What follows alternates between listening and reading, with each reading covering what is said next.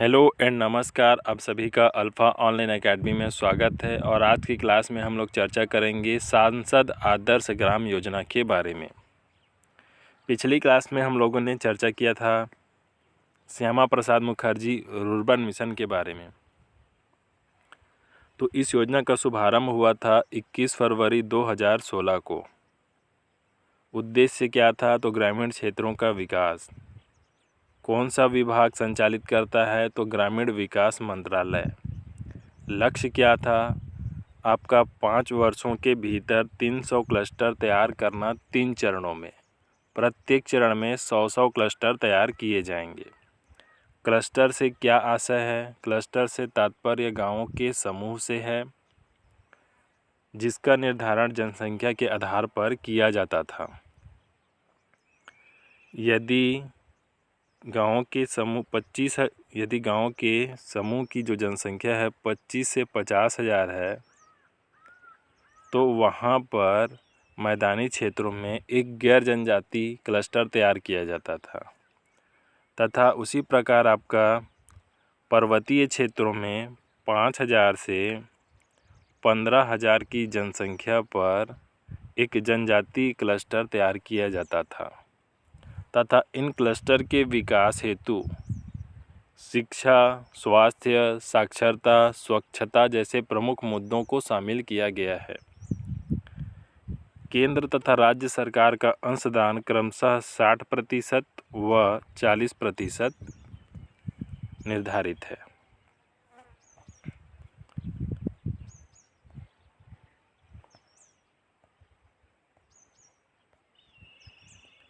चलिए अब आज की क्लास को शुरू करते हैं और पढ़ते हैं हम लोग आपका सांसद आदर्श ग्राम योजना के बारे में। तो सांसद आदर्श ग्राम योजना क्या है? इसकी जो शुरुआत होती है 11 अक्टूबर 2014 को लोकनायक के नाम से मशहूर जे.पी. नारायण जी की जयंती के अवसर पर होता है। इस योजना को 2 चरणों में आपका अपनाया गया देश में। आपका पहला चरण वर्ष 2014 से 19 के दौरान आपका प्रति सांसद प्रति वर्ष एक गांव का चयन करता था। इस प्रकार से अपने कुल कार्यकाल में 5 वर्षों में उसे 3 गांवों का या 3 ग्राम पंचायत का चयन कर उसका समग्र विकास करना रहता था। यह है आपका पहला चरण।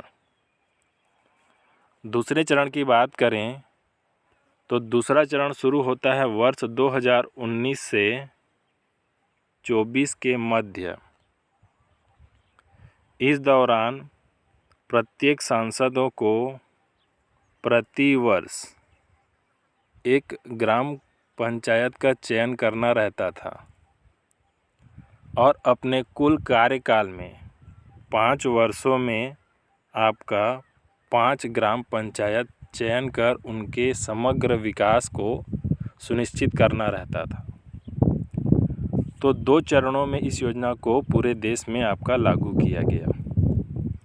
इसके लिए जनसंख्या का आधार बनाया गया,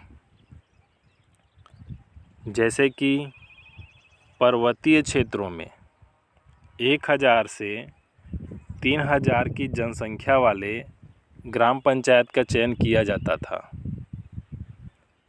मैदानी क्षेत्रों में 3000 से 5000 की जनसंख्या पर एक ग्राम पंचायत का चयन किया जाता था।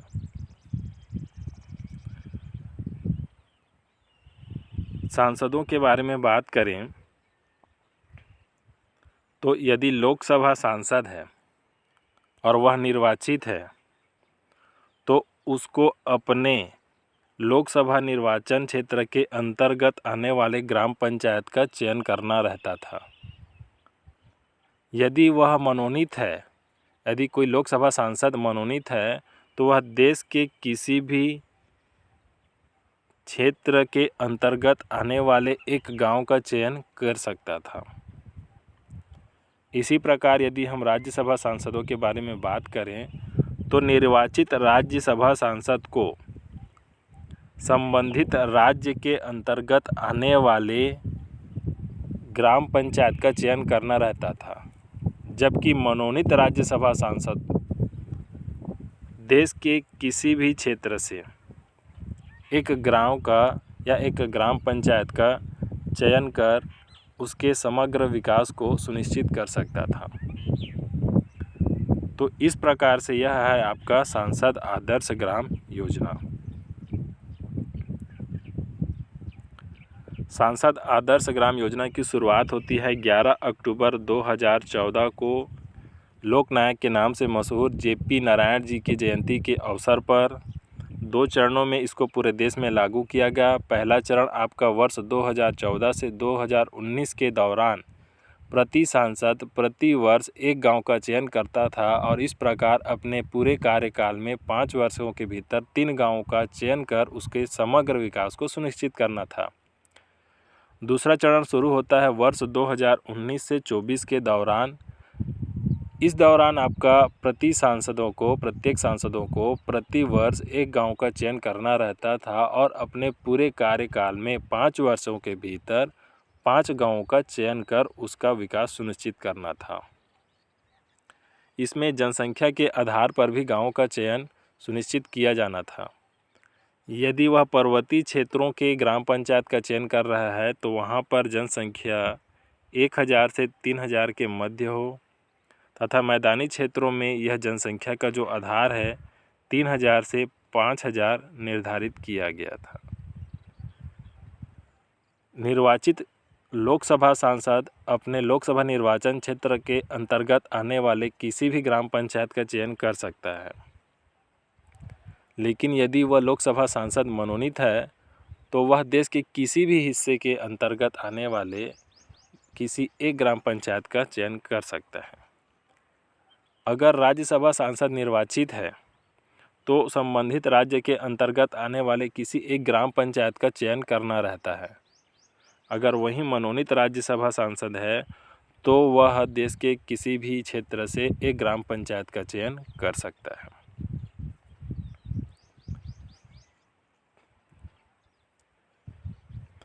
ग्यारह अक्टूबर 2014 को जयप्रकाश नारायण जी की जयंती के अवसर पर सांसद आदर्श ग्राम योजना लागू की गई।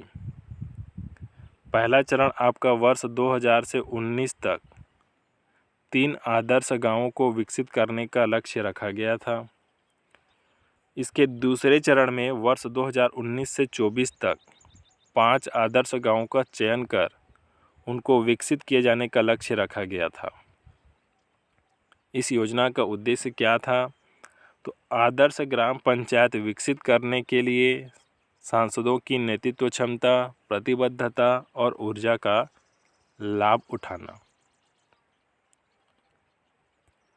स्थानीय स्तर पर भागीदारी पूर्ण विकास के लिए समुदाय को एकजुट करना और उनके साथ मिलकर काम करना।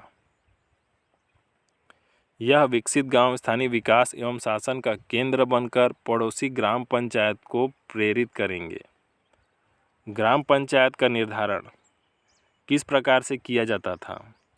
तो सांसद आदर्श ग्राम के रूप में विकसित करने के लिए अपने स्वयं के पैतृक गांव को या अपनी पत्नी के गांव से अलग किसी उपयुक्त ग्राम पंचायत का निर्धारण करने के लिए स्वतंत्र होते थे।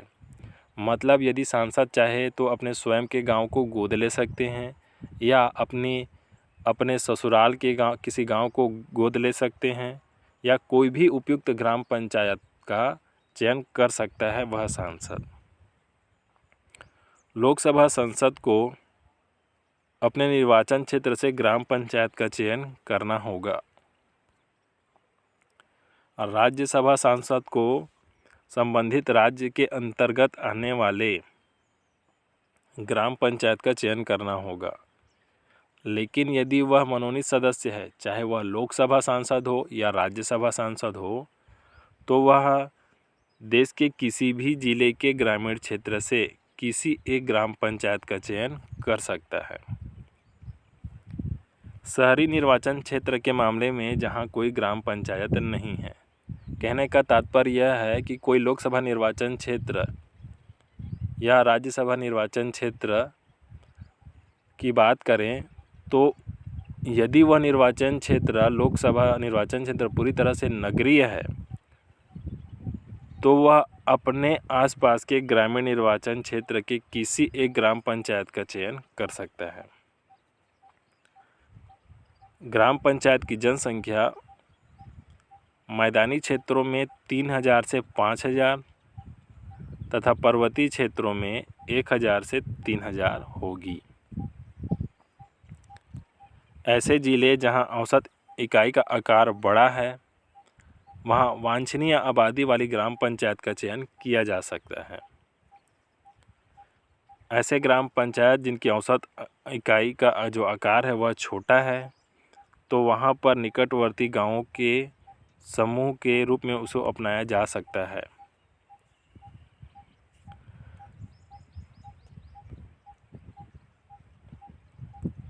सांसद आदर्श ग्राम योजना के पर्यवेक्षण की जो जिम्मेदारी होती है वह जिला कलेक्टर की होती है, क्योंकि जिला कलेक्टर सांसद आदर्श ग्राम योजना के क्रियान्वयन हेतु नोडल अधिकारी होता है। जिला कलेक्टर भागीदारी करने वाले संबंधित विभागों के प्रतिनिधियों के साथ मासिक समीक्षा बैठक आयोजित करता है। संबंधित बैठक में उस क्षेत्र के सांसद जो होते हैं उस बैठक की अध्यक्षता करते हैं। साथ ही चयनित ग्राम पंचायत के सरपंचों को भी इन मासिक बैठकों में आमंत्रित किया जाता है।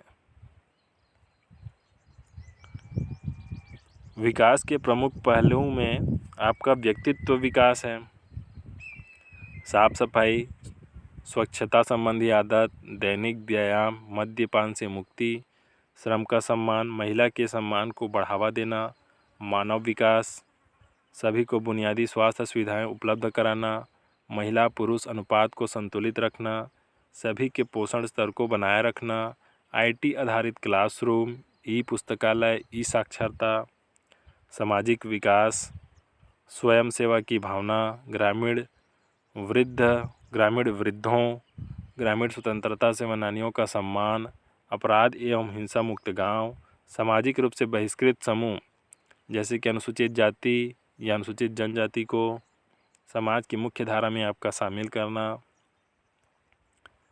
आर्थिक विकास, आपका विविधीकृत कृषि, डेयरी एवं पशुपालन, जैविक कृषि, सॉइल हेल्थ कार्ड, पर्यावरण विकास, वृक्षारोपण, वर्षा जल एकत्रीकरण, वाटर शेड, प्रत्येक परिवार में शौचालय की व्यवस्था, बुनियादी सुविधाओं की बात करें तो पाइप के जरिए स्वच्छ पेयजल, मुख्य सड़क तथा सड़क संपर्क, सभी घरों में 24 घंटे आपका बिजली आपूर्ति, ब्रॉडबैंड कनेक्टिविटी, ATM, सामाजिक सुरक्षा, सभी पात्र परिवारों के लिए पेंशन, वृद्धावस्था, विकलांगता, विधवा, आम आदमी बीमा योजना, स्वास्थ्य बीमा योजना इत्यादि, आपका सुशासन के लिए ऑनलाइन प्रमाण पत्र। तो यह है आपका सांसद आदर्श ग्राम योजना।